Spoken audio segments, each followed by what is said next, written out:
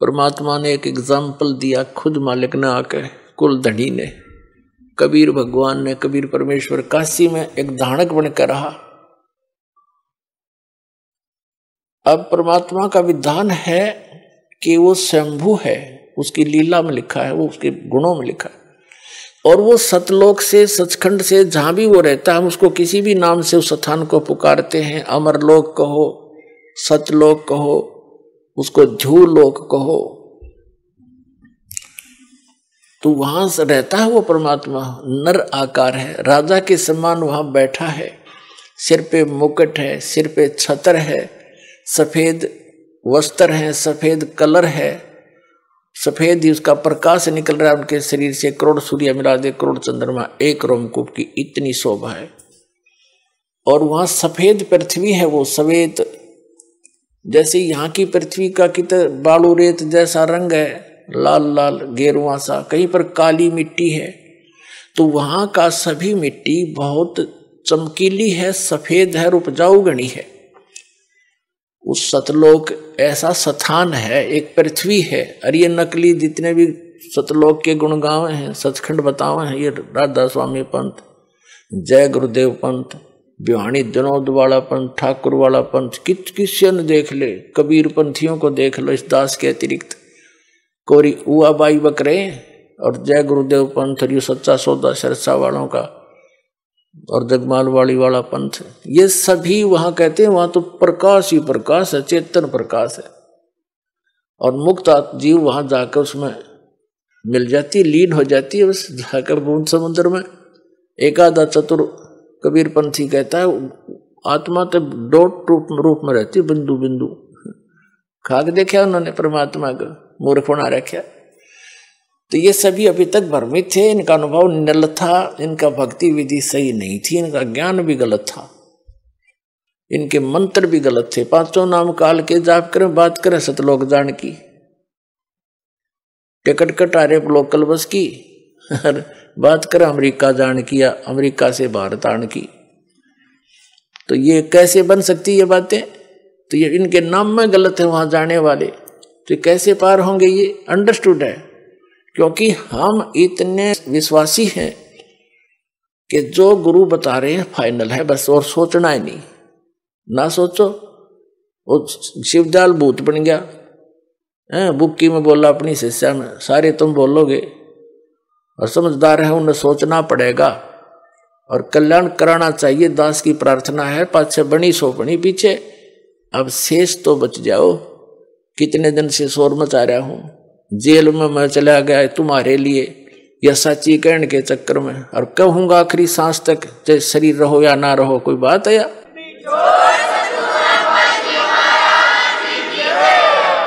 असंग जन्म हो गया हमने धक्के खात्या ने के बिरान माटी, और मुझसे नहीं देखी जाती, क्योंकि दास को वो ज्ञान भगवान ने दे दिया। मुझे कोई दूसरा नजर नहीं आता, पूरी पृथ्वी अपनी सी दिखे है, सब अपने बहन भाई दिखे, क्योंकि हम सतलोक से आए हुए।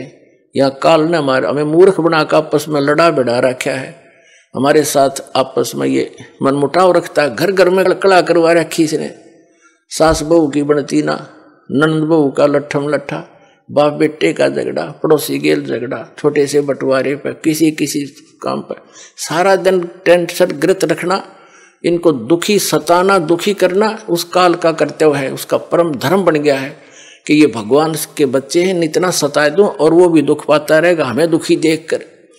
लेकिन परमात्मा के सामने विकल्प यही है कि वो अपना ज्ञान देकर, अपने में आपकी आस्था दृढ़ कर कर सच्ची भक्ति करा के ही आपको यहां से ले जा सकता है। और ये ज्ञान ये तभी संभव है जब आप स्वयं शिक्षित होंगे। तो अब शिक्षित करना पड़े आपको परमात्मा ने, और शिक्षित करके अब जितने भी संत थे, पंथ थे, धर्म मजहब थे, उनके सदग्रंथ भी विद्यमान हमारे पास, और उनका अनुभव वर्तमान के जितने भी कलियुगी संत महंत हैं, आचार्य शंकराचार्य हैं, किसी भी धर्म पंथ के, वो क्या हमें बता रहे हैं ये आपको मालूम है। और सदग्रंथ दास दिखा रहा है कि ये बताते निराकार भगवान को किसी से बात कर लो, चाहे हिंदू है, चाहे मुसलमान, सिख या ईसाई है, कहते परमात्मा तो निरंकार है, वो तो निराकार है, वो तो प्रकाश ही प्रकाश है। ऐसी सुनी सुनाई दंत कथा से पवित्र बाइबल आपको दिखा दिया दास ने।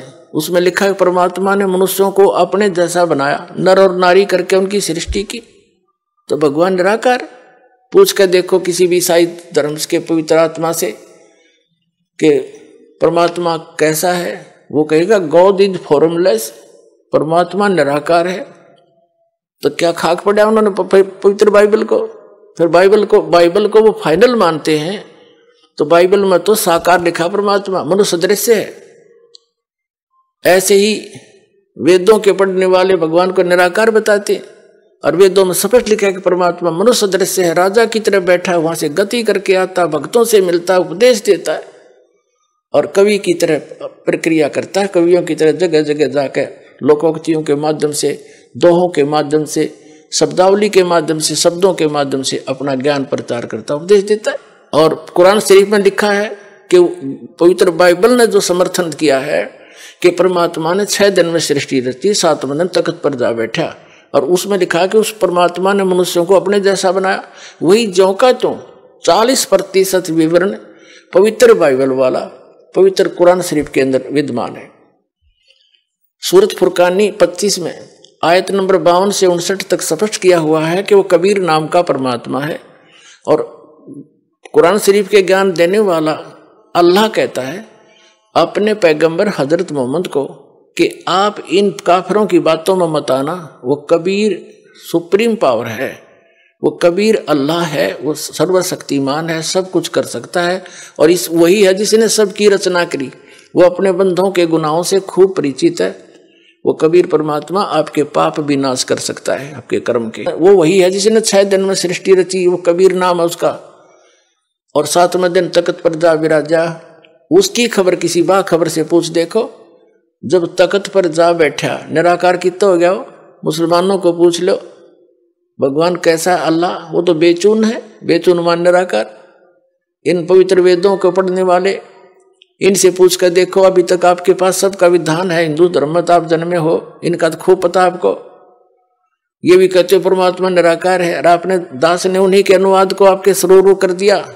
इन अंग्रेजों का कराया हुआ अनुवाद, इंजीनियरों का, इन आर्य समाजियों का आर्य निराकार बताएं, और खुद अनुवाद कर रहे हैं। भगवान राजा के समान देखा जाता है, वहां से गति करके आता है, भक्तों से मिलता है, उपदेश देता है, कवि की तरह घूमता है, और फिर भी निराकार बताओ। सबकी बुद्धि घुमा रखी काल ने। तो पुण्यात्मा अब रजा हुई है परमात्मा की आपके ऊपर। अब आपकी रुचि बढ़ेगी इन प्रमाणों को देख के, सचमुच सारी बात सच्ची, और वह ऐसी सृष्टि है, वहां सब मुक्त प्राणी ठाठ से रहते हैं। जो सुख आप यहाँ खोज रहे हो वहां मिल जाएगा, और यहाँ तो आप रह ही नहीं सकते, चाहे राष्ट्रपति बन जाओ, और चाहे सारी पृथ्वी पर तो मकान बना ले, 100 कोठी बना ले, ये तेरी है नहीं, मूर्ख बंडा बना रहे तो वहां क्यों ना चल रहे। यहाँ तो जब तक यहाँ रहना है भक्ति कर, जैसा मालिक देता वैसे तो रहे। जो राखे तो ही रहूं, मेरा के चारा, और खाने जाद खरीद हूं गुलाम तुम्हारा। ये परमात्मा मैं तो आपका दास हो गया। अरदास की चिंता मालिक ने, नौकर की चिंता मालिक ने खूब बनी रहती है।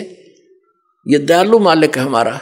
जो मालिक हमने मान रखा है तो कसाई है, ये ब्रह्म ज्योति निरंजन काल, इसको हमने मालिक मान रखा था, ये तो कसाई है, ये तो आपके अपने स्वार्थवश रोके हुए। और जब हम दयाल की शरण में आएंगे तो हमारे सारे दुख दूर हो जाएंगे। तो कबीर साहब वो दयालु मालिक है, उसकी शरण में आगे तो उसको सब पता है, मेरे बच्चे को क्या आवश्यकता है, मेरे नौकर को सब सुविधाएं देता है, क्योंकि उसके अंदर दया होती है।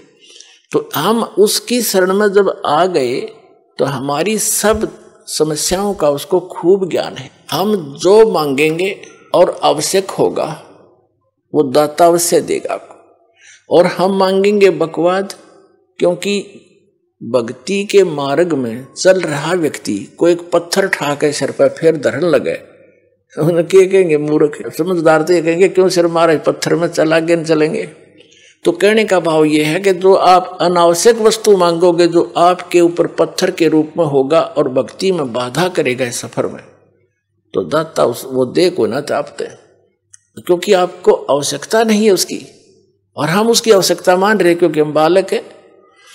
तो इस प्रकार पहले दास चाहता है, बुद्धिमान समाज है, बहुत सावधानी से सोचना पड़ेगा आपने, जो किस लिए हम माया इकट्ठी करते हैं कोठी और कार बनाने के लिए, और बेटा और बेटी के ब्याह में बकवाद करने के लिए, व्यर्थ का खर्चा करने के लिए, और ये बेमतलब के त्योहार तोड़ बनाकर बम पटाखे बजाकर फंड करने के लिए।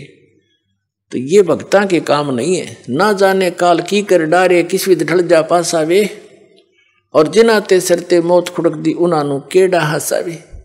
हमने नोट ऐसे डर के रहना पड़ेगा या ना जाने के बिजली गिर जा।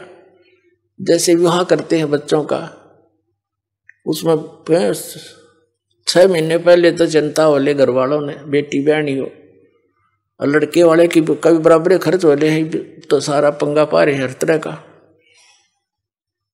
तो उसके लिए फिर कितना डीजे लाएंगे, हाँ, फिर बड़ी बड़ी बारात, और ये सारा काम बिगाड़ा नहीं फिल्मों ने। फिल्मों में देखा आपने कोई सिंपल वे तो ब्याह होता, बकवाद करें सारी, बड़े बड़े राजे महाराजा की तरह आगे पाछे बैंड बाजते चले, तुरु तुरु तुरु करते चले हैं, लंबे चौड़े लैंप लैंप ला के फंड कर रहे। ये ब्याह करो बकवाद, तुम जुलूस तो पहले काट दे बालका का। तो हमने इस विवाह को बहुत सिंपल वे से करना है, कोई विशेष व्यवस्था नहीं करनी। वैसे तो बुद्धिमान व्यक्ति कोशिश तो अभी कर रहे हैं कि भाई हम तो चुन्नी पे ले आए लड़की को, चुन्नी पे लावे, पर ठीक है, वो भी तो ब्याह है, वो कौन सा ब्याह को नहीं हुआ। अरे ये 36 बकवाद करके गाना और बजाना, घुटी लानी, फंड करना, डीजे नाचना, ये बकवाद तो नहीं करने। ना दहेज देना, हम दहेज देकर अपनी बेटी को कितने दिन सुखी कर सकते हैं, कुछ सोच कर देखो। कर सकते हो सुखी? बेमतलब का वो बकवाद और भागी निकम्मा बालक है, फिर नो लालच करें जहाँ उसने सतावा लड़की न कोर जा, वो पीवा घुट्टी रो करते लाओ बेचारी, रो पीट के घर वाले दें, चल बस जाएगा बेटी का बसेगा भगवान ते, और उससे हमने दूर कर रखी, तो वो तो फिर कर्म बसेंगे जिसे उसके हैं। हम सबसे पहले वो धन देंगे अपनी बेटी को जो कभी खर्च नहीं होगा, और हर समय उसका साथ रहेगा, सारी आपदाओं को टालेगा, और 2 रोटी समय पर देगा। ऐसे हम अपने बेटे को इस मार्ग पर लगाएंगे, वो अपने पर निर्भर होगा, भगवान पर विश्वासी होगा, और ज्ञान होगा कि आज मैं दहेज लूंगा, कल इसका गधा बन कर दूंगा, क्या फायदा लेने का। तुमने उस दरगाह का मैल नहीं देखा, और धर्मराज के तिल तिल का लेखा। जब हम जब इस ज्ञान से परिचित हो जाएंगे, तभी तो हम वहां सतलोक जा सकेंगे, तब से हमारी इच्छा हटेगी यहाँ से। अब जैसे आपको